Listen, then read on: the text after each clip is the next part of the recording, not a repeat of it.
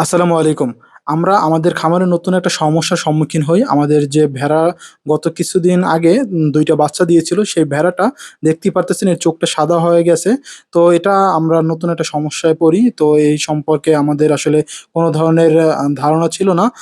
এই যে চোখটা দেখতে পারতেছেন, এই চোখটা দেখেন মোটামুটি ক্লিয়ার রয়েছে। আর এই চোখটা সাদা রয়েছে।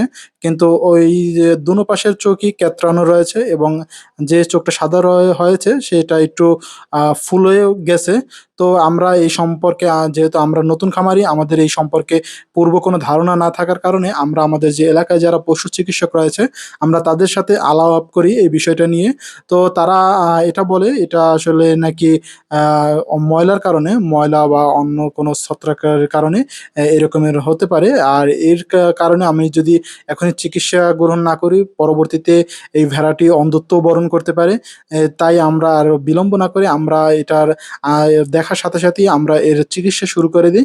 যদি আমার একটু বিলম্ব হয়েছে, একটা দিন পার হয়েছে তারপরে আমি চিকিৎসা শুরু করি। তো আমরা এটাকে একটা ড্রপ দেই। আমাদের যে ডাক্তার রয়েছে সে আমাদের একটা ড্রপ দেয়। আমি আপনাদেরকে ভিডিওর মাধ্যমে দেখাচ্ছি ড্রপটা। তো আপনারা সকলে বলবেন যে আসলে এই ড্রপটা আমাদের জন্য উপযুক্ত কিনা যে রোগ দেখা দিচ্ছে। এই যে আপনারা দেখতে পারতেছেন সিপ্রো ডি-বেট ড্রপটা ৳৭৫ দাম রেখেছে। গায়ের রেট ৳৭৫। এটা হলো একমি কোম্পানির সিপ্রো ডি-বেট।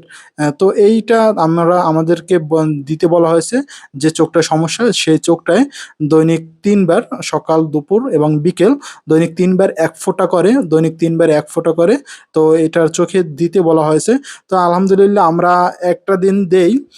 দেওয়ার পরে এই যে আপনাদের আজকে আমরা যে ভিডিওর মাধ্যমে যতটুকুই দেখিয়েছি, তো এটার চেয়েও আরো খারাপ অবস্থা ছিল ওর চোখটা। চোখটা ফুলে গিয়েছিল। ও একদম প্রায় তাকাতে পারেনি এমন একটা অবস্থা হয়ে গিয়েছিল।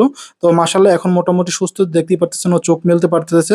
কিন্তু ওর যে সাদা আবরণ চোখে, সাদা যে ঝাপসাটা এইটা এখন পর্যন্ত যায়নি।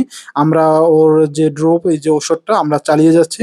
আর ওদেরকে আমরা সকালে ওদের ড্রপ দিয়ে ছেড়ে দেওয়ার পরে আমরা আ একে আ এদের সকলকে আমরা যে আমাদের মেহগনি গাছ রয়েছে, মেহগনি গাছের ডাল পেড়ে দেই এবং ডাল দিয়ে আমরা এদেরকে খাবারের ব্যবস্থা করি সকালবেলা এবং দুপুরের পরে দেখতে পারতেছেন এদের যথেষ্ট পরিমাণ খাবার হয়েছে এতে।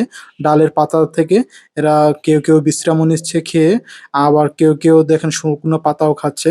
আ আসলে আমার বাড়ির ভিতরে তেমন কোনো কিছু খাবার নেই। যেহেতু আমাদের বাড়িটা বেশ কিছুদিনই যাবতই ওরা বাড়ির ভিতরে খাবার-দাবার খাচ্ছে বৃষ্টির ভিতরে। যার কারণে বাড়ির যে খাবারগুলো রয়েছে সেই খাবারগুলো এখন অনেকটাই কমে গিয়েছে ঘাসপালা। তো এই যে আপনারা দেখতেছেন, আপনারা আ যারা রয়েছেন যে নতুন খামার করতে চান, যে ভেড়ার খাবার কি খাওয়াবেন, যে আমি তাদের জন্য বলব আমি আপনাদেরকে ভিডিওর মাধ্যমে দেখাবো যে আসলে ভেড়ার যে খাবার, এই খাবার নিয়ে কোনো দুশ্চিন্তা করতে নেই। আমি পূর্বেও ভিডিওতে আপনাদের দেখিয়েছিলাম যে ভেড়াকে যেকোনো কিছুই খাওয়ানো যায় এবং ওরা খায় আসলে। তো আমরা যখন বাজারে গিয়েছিলাম গরুর হাটে গতকালকে, তো গরুর হাটে এক ভাই কিছু ও খড় এবং ঘাস কেটে নিয়ে এসেছিল গরুকে খাওয়াবে বলে।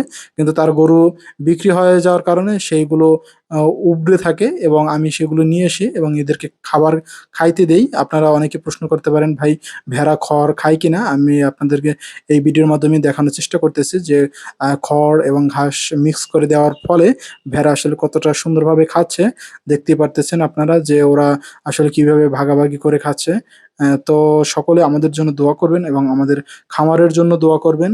মহান রব্বুল আলামিন আমাদের যেন খামারে বরকত দান করে এবং যারা নতুন রয়েছেন তারা আমাদের চ্যানেলটি সাবস্ক্রাইব করুন এবং যদি Facebook পেজ থেকে দেখে থাকেন তাহলে অবশ্যই ফলো দিয়ে রাখুন যেন পরবর্তী সকল ভিডিওর আপডেট পেতে পারেন। আসসালামু আলাইকুম রহমতুল্লাহ।